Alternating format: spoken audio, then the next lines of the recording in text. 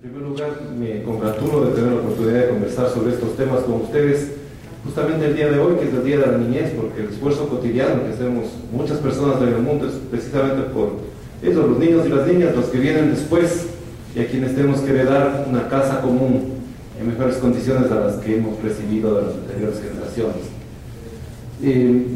Realmente en ese esfuerzo cotidiano que es compartido por gente que está en el sector público, que está en las instituciones de la gestión pública ambiental, y también por gente que está en la sociedad civil, por gente que está en los movimientos sociales, en las organizaciones no gubernamentales, y gente que sencillamente vive y sufre por los impactos de algunas actividades humanas y sufre también por los impactos que sobre la naturaleza cometemos día a día.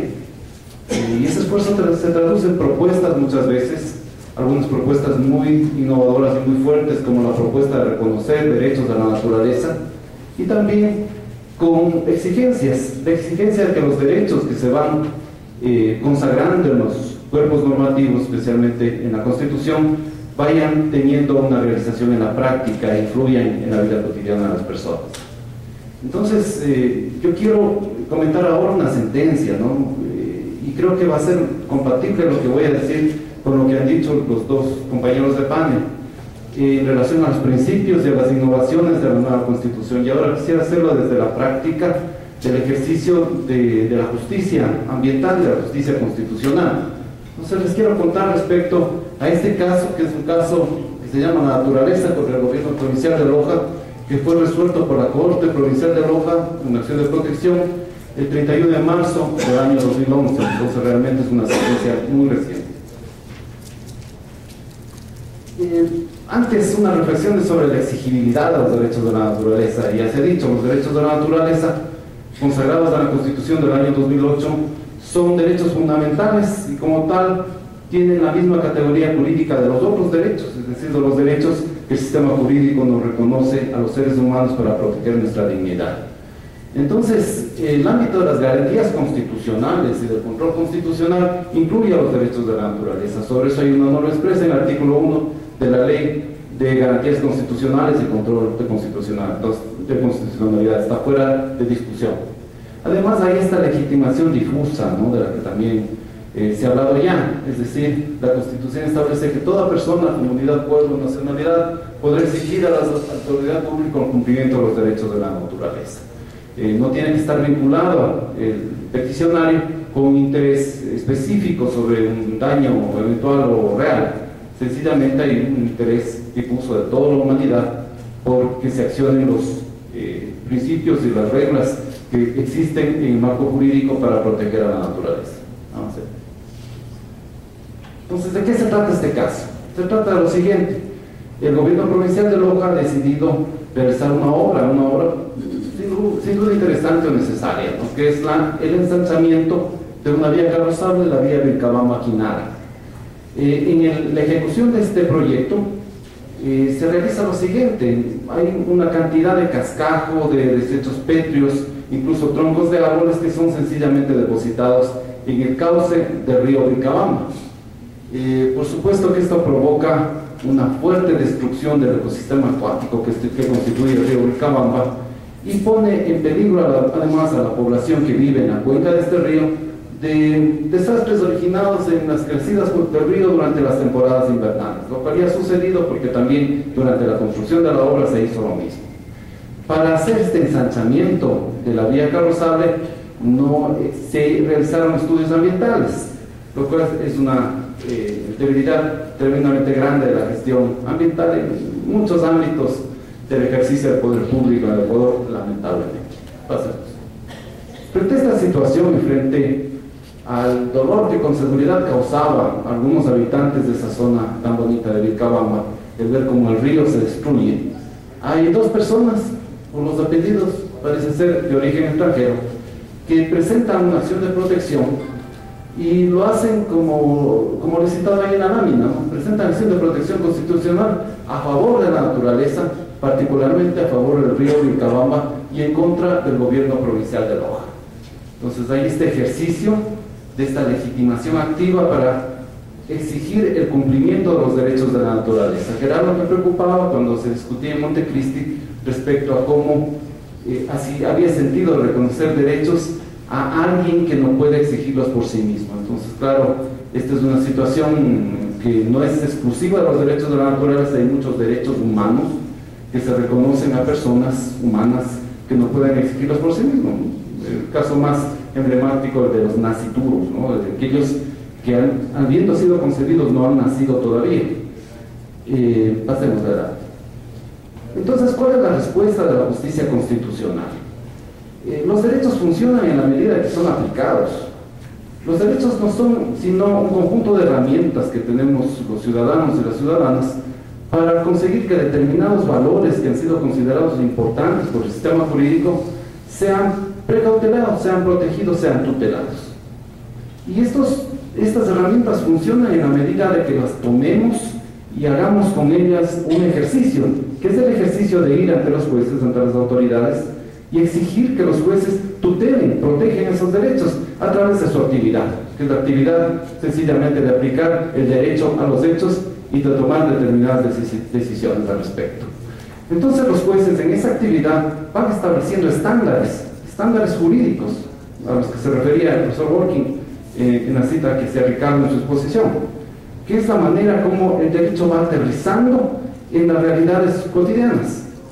Entonces, todas las disposiciones legales, mucho más refiriéndose a un campo realmente nuevo, innovador, en el campo del derecho en general, como es esto de los derechos de la naturaleza, necesitan ser desarrolladas.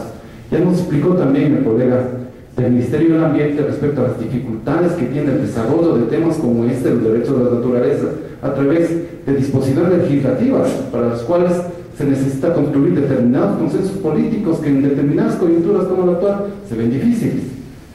Pero otra de las fuentes del derecho es la jurisprudencia, es decir, la manera como los jueces en los casos concretos van entendiendo los derechos, van entendiendo los principios y los van aplicando. Entonces, por ejemplo, como ustedes, bueno, quienes comparten la profesión de abogados y abogadas, conocerán nuestra acción de protección, que está regulada en la Ley de Control Constitucional, atiende un requisito de procedibilidad, y es que no haya otra acción posible que sea idónea y eficaz para proteger el derecho invocado. Es decir, en nuestro sistema, más por una decisión legislativa, más no constitucional, se ha convertido a la acción de protección en una acción residual. Entonces uno tiene que primero verificar, el juez tiene que primero verificar que no hay otra acción viable antes de aceptar a trámite un recurso, una acción de protección.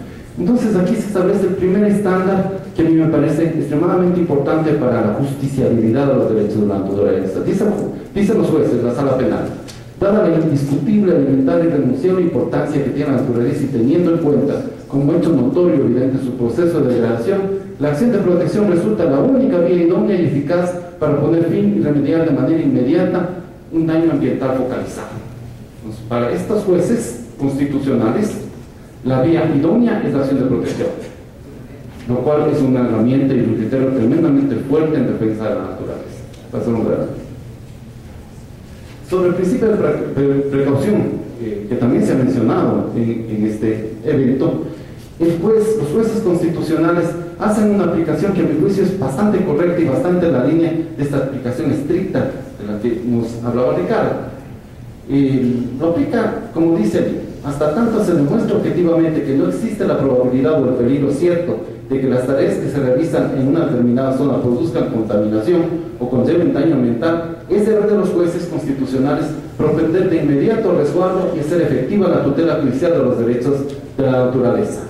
Me salto un poquito con el tiempo. Nótese que incluso en relación al medio ambiente no se trabaja solo con la certeza del daño, sino que se apunta a la probabilidad. Entonces, de esa manera entendieron los jueces constitucionales el principio de precaución que está en la Constitución y en otros instrumentos internacionales, y los aplica en la práctica a un caso concreto para resolver el dolor de la gente que ha acudido en busca de justicia. Pasemos adelante. Igual, un tema que es interesante, sobre el cual hay que reflexionar y trabajar, es cómo identificar un daño que sea violatorio de derechos de la naturaleza y de alguna manera contrastarlo con un daño que pueda ser violatorio de derechos ambientales, del derecho al medio ambiente sano o de normativa ambiental en general. Entonces, un criterio que plantean estos jueces es los efectos generacionales, y considera que los daños a la naturaleza son daños generacionales, que consisten en aquellos que por su magnitud repercuten no solo en la generación actual, sino que sus efectos van a impactar a las generaciones futuras. Entonces imagínense que las próximas generaciones no puedan disfrutar de todos los bienes y servicios que ofrece el río Vilcabamba, porque la actual generación, una administración poco cuidadosa, permitió o promovió que se lo destruya por la ampliación de una carretera. Avancemos. Igual el tema de la inversión de la carga de la prueba, que también a algunas personas le ha causado cierto estupor, ¿no?, cuando apareció en la Constitución del 2008. Aquí se lo está aplicando, y a mi juicio se lo aplica de una manera muy interesante. Dice en la parte pertinente: sería inadmisible el rechazo de una acción de protección a favor de la naturaleza por no haberse arrimado prueba, pues en caso de probables, posibles, o bien que puedan presumirse ya provocado un daño ambiental por contaminación, deberá acreditar su inexistencia no solo quien esté en mejores condiciones de hacerlo, sino quien precisamente sostiene tan irónicamente que tal daño no existe. Entonces, ahí están las razones fundadas para que exista esta inversión de la carga de la prueba. Es decir, normalmente el promotor de la actividad dañosa o la autoridad estatal que la promueve es quien está en mejores condiciones de demostrar la existencia o inexistencia del daño invocado. Entonces ese es un paso importante que se dio en la legislación y que ahora se está aplicando, comenzando a aplicar en bastante buena manera a través de estas sentencias constitucionales.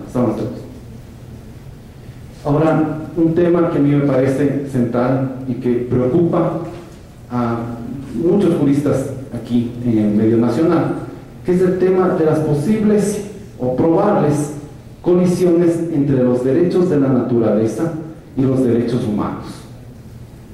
Por supuesto, ya se ha mencionado, eso no es raro, que colisión de derechos es cotidiano, y cuando colisionan derechos humanos, la solución que ha encontrado la ciencia jurídica es la aplicación del principio de proporcionalidad, que implica una ponderación de sus derechos en cada caso concreto. Entonces así funciona la justicia internacional, la justicia nacional.